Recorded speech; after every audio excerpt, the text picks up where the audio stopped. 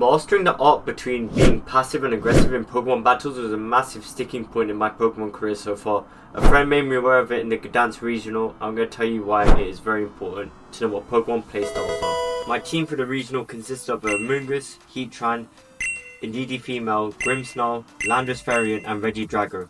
I've gone over the Regidrago set in another video in the channel, so if you want to see that, click on the card or the link in the description. Despite the even split of Pokemon which were aggressive to passive being 50-50, there was something that my friend saw that was quite alarming on my team and a change needed to be made. Before I even get into what the change was, I think it's best we just go over what a passive playstyle is. This is all about being defensive, outlasting your opponent. Pokemon like Amoonguss, Indeedee Female, Grimmsnarl, just to name a few that fulfill that role. And being passive doesn't necessarily need to be in the form of a Pokemon. Being passive could be a moveset, Protect for example, Light Screen, Reflect. And also a key component about being passive in some cases is actually switching out your Pokemon. The change made was Amoonguss swapping for Ogerpon. This was necessary because Ogerpon can fulfill both playstyles of being passive and also aggressive, which gave me more diversity around what types of teams I could bring, because in VGC you can bring 4 with you only into battle despite having 6 on your team. So it's quite likely for me in the current construction of my team that you see quite a lot of passive Pokemon on the team and less Pokemon that are super aggressive. You might be thinking, how can a Pokemon fulfill both roles? And before I even jump into how a Pokemon fulfill both roles, we should go over what an aggressive playstyle is. We might think of Dragonite, Chien-Pao, Fluttermane, all of these Pokemon that are used to output high amounts of damage and create openings and maintain pressure onto your opponents. But as we've seen earlier and spoken about with passive playstyles, aggressive playstyles are very similar.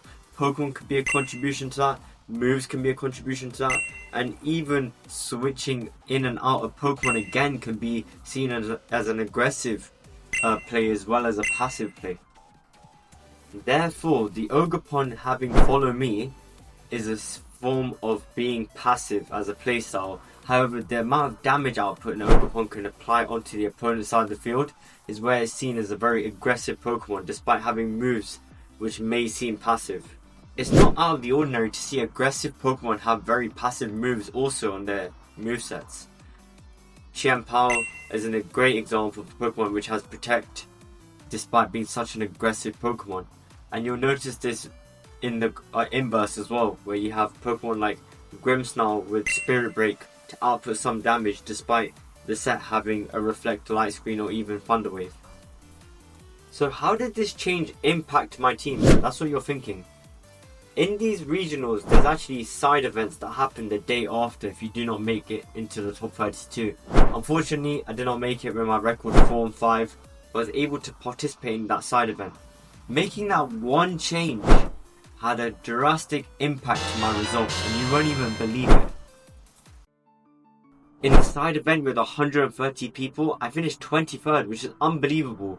A record of 5 and 3, which I'm super proud of. And I could say this is skewed because in a best on 1 format, aggressive playstyles would seem to do better. But I'm confident going into my future tournaments, adopting that mindset of understanding how a Pokemon fulfills a role, whether that's passive or aggressive, is something that's going to be crucial to my success. And I'm sure it will be crucial to your success also moving forward.